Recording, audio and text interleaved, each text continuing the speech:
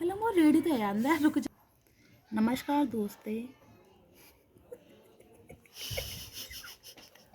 जल्दी से बना ले 5 मिनट में। तो Durga teaching free education channel में आप सभी का स्वागत है। आशा करती हूँ आप और आपका परिवार स्वस्थ होगा, मैं भी स्वस्थ हूँ। तो अपनी इस श्रृंखला को आगे बढ़ाते हैं, ठीक है। तो मैंने जैसा कि आपको याद है, मैंने आपको कल यूज समझाया था कैन। क्या बच्चे आपके समझ में आया था? यस। ठीक है, आया। तो आपने कैन में क्या समझा कल? सत्ता और शक्ति के लिए कैन कैन का प्रयोग होता है। ठीक है बेटा, सत्ता शक्ति के लिए कैन का प्रयोग तो होता है, लेकिन कैन का यूज़ हम शक्ति प्रकट करने के लिए होता है। इसका अर्थ होता है सत्ता सकना सकते के लिए होता है। एक बात और, इसका प्रयोग हम वर्तमान को प्रदर्शित करने के लिए करते हैं तथा इसका हम सकारात्मक वाक्य, नकारात्मक और प्रश्नवाचक के रूप में भी कर सकते हैं। ये आपको समझ में आया बेटा? यस दीदी। ओके। तो यहाँ पे बात ये कहना चाह रही हूँ मैं, जो सत्ता होता है वो जो हम जो सेंटेंस बनाते हैं, ये कॉन्फिडेंस को इंगित करता है। कॉन्फिडेंस का मतलब होता है जैसे कि हम जो काम कर रहे हैं और जो हम करते हैं, रोज़ करते हैं, डेली करते हैं, तो हमें उस पर क्या होता है, हमें उस पर वो होता है बिलीव होता है कि हम इस काम को कर सकते हैं। फॉर एग्जाम्पल, जैसे कि हम फुटबॉल, मैं कहूँ कि मैं फुटबॉल खेल सकती हूँ, तो भाई मैं फुटबॉल पहले से खेलती हूँ, मैं खेलती हुई आ रही हूँ, तो मैं आराम से उस फुटबॉल को खेल सकती हूँ। तो मैं किसी से भी कहूँगी कि मैं फुटबॉल खेल सकती हूँ, तो मैं कैन लगा के उसको बता दूँगी, हाँ भैया मैं फुटबॉल खेल सकती हूँ। मैं कहूँ कि मैं रोटी पका सकती हूँ, तो रोटी पकाने का काम मैं काफ़ी समय से करती आ रही हूँ, तो मुझे पता है, मुझे कॉन्फिडेंस है अपने ऊपर कि मैं रोटी पका सकती हूँ, इसलिए मैं कैन का यूज करूँगी। अब आपको शायद ये नहीं पता होगा बेटा कि कैन हमेशा वर्तमान को इंगित करता है। इसका मतलब ये है कि मैडम जो कुछ हमने पहले सीखा है वो हमें पहले से आता है, तो वो ही आएगा, उसी के बारे में हमें ज़्यादा नॉलेज होगी, तो हाँ वो ही बेटा, इसमें दर्शाता है। हाँ बेटा, ये आपने बिल्कुल सही बात कही है। देखिए, मैं यही आपको समझाना चाह रही थी। आई होप आप समझ चुके हैं कि जो काम हम करते हैं और कर चुके हैं, तो उसके लिए हम जो भी सेंटेंस बनाएंगे अपनी डेली लाइफ की तौर पे, तो हम हमेशा उस सेंटेंस में कैन का यूज करेंगे। कैन जो होता है उसके पास 50% शक्ति होती है। हम अपनी बात को कह सकते हैं, हम पूरा कॉन्फिडेंस में आगे कह सकते हैं। मैं कह सकती हूँ मैं बालों को काट सकती हूँ, मैं बालों को काट सकती हूँ, ठीक है बच्चों। मैं कह सकती हूँ मैं बालों को काट सकती हूँ, तो भाई मैं बालों को पहले से काटती हूँ, इसलिए मैं काट सकती हूँ। ऐसा तो नहीं है कि मैंने आज ही सीखा और आज ही काटने बैठ गई। भाई कैंची पकड़ना भी नहीं आएगा इस तरह से। पहले से जो काम आता हो, हाँ हाँ, जो काम हमें पहले से आता हम उसी को कैन के थ्रू इंगित कर सकते हैं, अदरवाइज नहीं। ओके, अब देखो इसमें बनते हैं 3 वाक्य। कैसे कैसे बनते हैं? इसमें बनता है एक नेगेटिव, पॉजिटिव और क्वेश्चन मार्क। अब देखो, पॉजिटिव को कहते हैं सकारात्मक वाक्य, नेगेटिव को बोलते हैं नकारात्मक वाक्य, और क्वेश्चन मार्क को क्या बोलते हैं? प्रश्नवाचक। इतना समझ में आ रहा है? यस दीदी। अब आप कहोगे दीदी से बनाओगे कैसे, तो आपकी गौरी दीदी आपको ये बनाना भी सिखाएगी। देखिए, सबसे पहले चलते हैं पॉजिटिव में। पॉजिटिव को देख लो बच्चों, इधर देखो बेटा, इधर करिए कैमरे को, ऑडियंस देख रही है हमारी। देखिए, एग्जाम्पल तो मैंने यहाँ लिख दिया है। सबसे पहले पॉजिटिव को कहते हैं सिंपल, ठीक है। सिंपल को हिंदी में बोलते हैं सकारात्मक वाक्य। अब ये बनेगा कैसे? वह पढ़ सकती है, शी कैन रीड इट। क्या बच्चे? शी कैन रीड इट, वह पढ़ सकती है। रोहन जा सकता है। दीदी ये इट क्यों लगता है? बेटा, ये वह पढ़ सकती है ना, इट इसलिए लगा, पढ़ाई के साथ इट लगेगा, पढ़ाई ठीक के है? साथ इट लगेगा। ओके, क्योंकि पढ़ाई जो होती है वो निर्जीव वस्तु है। ये मैंने आपको पहले सिखाया था, शायद आप भूल रहे होंगे।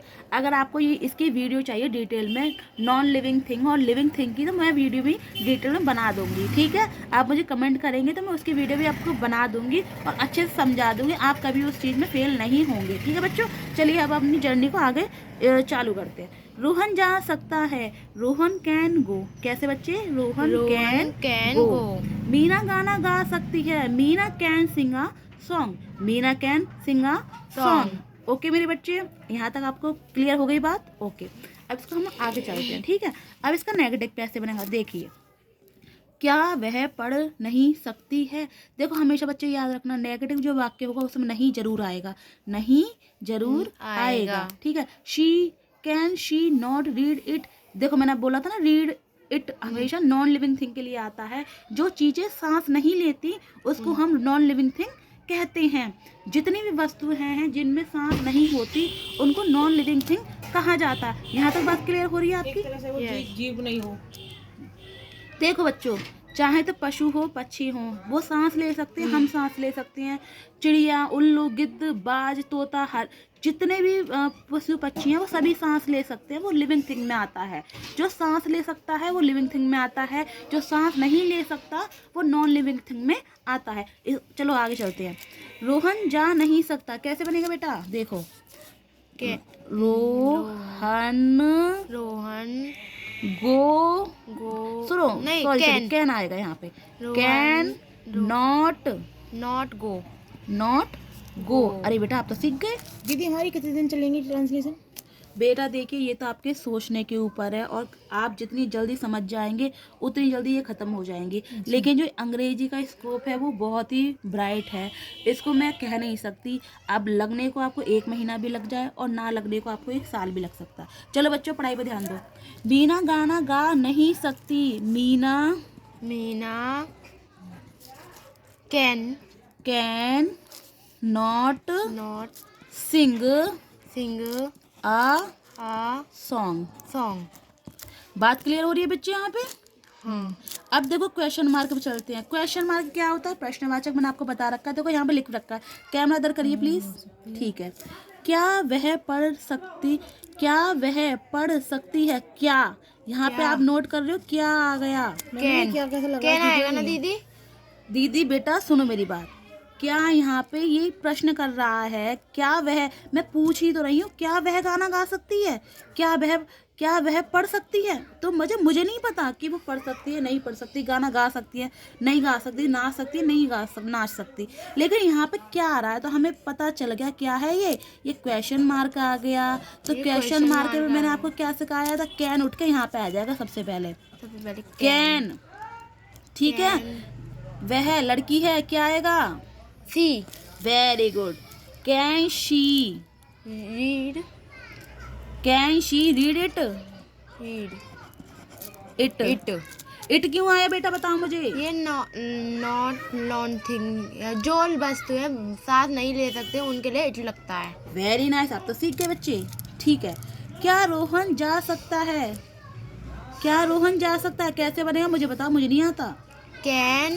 Can very good. आगे can Rohan go. Can Rohan go, very good, बन गया ये। देखिए, क्या मीना गाना गा सकती है? कैसे बनेगा बताओ मुझे। दीदी ये तो नहीं बनेगा, छोटा सा ही। अरे बेटा इसकी तुम हिंदी पे क्यों जाते हो? तुम इंग्लिश देखो ना। हमने क्या पूछा कि क्या रोहन जा सकता है? कैन रोहन गो, बस बात खत्म। जब हमारा शॉर्ट में काम चल रहा है लैंग्वेज में, तो हमें लंबा चौड़ा बनाने की क्या जरूरत पड़ती है? ठीक है बच्चों, सुनो दीदी। अब आगे चलो, पढ़ाई पर ध्यान दिया करो। क्या मीना गाना गा सकती है? कैसे बनेगा बताओ मुझे। कैन मीना सिंग सॉन्ग बेटा ए भी तो आएगा। सिंग आ सॉन्ग। गलती कर रहे हो। देखिए मैंने इसमें दीदी कहाँ है ए? एक तो लिख नहीं रहा, तो उसमें एक कहाँ से लगेगा? अरे बेटा यहाँ पे वो सिंबल वाला एक लंबा मतलब एक नहीं होता। यहाँ पे ये सेंटेंस बनेगा इस तरह से, ठीक है। तो मैं अपनी इस जर्नी को अल्पविराम देती हूँ। आशा करती हूँ आपको ये वीडियो समझ में आया हो। इस वीडियो को अच्छा लगा हो तो लाइक करें, सब्सक्राइब करें दोस्तों, और हमारी कमेंट दीदी करें। का कमेंट करना और लाइक, हमारी वीडियो अच्छी लगे हमारी दीदी की तो उस पर लाइक करना, कमेंट करना, सब्सक्राइब करना। हमें ठीक है सपोर्ट दोस्तों, करिए। बाय। मिलती हूँ अगले यूज के साथ। हमारी दीदी अच्छा पढ़ाती हैं, समझ में आता है।